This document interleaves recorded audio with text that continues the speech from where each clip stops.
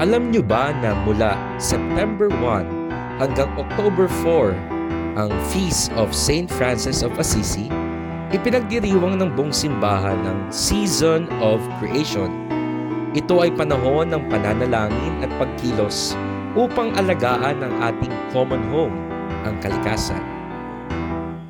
Nagsimula ito noong 1989 nang ideklara ng Ecumenical Patriarch Demetrius I ng Constantinople ang September 1 bilang araw ng panalangin para sa kalikasan.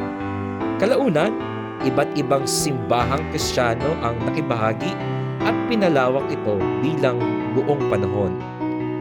Sa simbahang Katolika, lalo itong pinagtibay at sinuportahan ni Pope Francis noong 2015 matapos ang kanyang encyclical na Laudato Si bilang panahon ng ecumenical prayer and action for our common home. Sabi sa aklat ng Henesis, nang makita ng Diyos ang lahat ng kanyang nilikha, ito ay napakabuti. Ipinapaalala nito na ang lahat ng nilalang ay biyaya mula sa Diyos at tayo ay tinawag upang alagaan ito.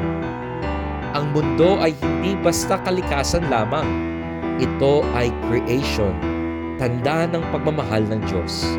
At sa gitna ng lahat ng nilikha, inilagay ng Diyos ang tao. Sabi pa rin sa Genesis, "Be fruitful, multiply, fill the earth and subdue it, and have dominion." Pero ang ibig sabihin ng dominion ay hindi pananakop, kundi responsableng pag-aalaga. Ngunit madalas, maling pagbasa sa salita ng Diyos ang naging dahilan upang abusuhin ang kalikasan.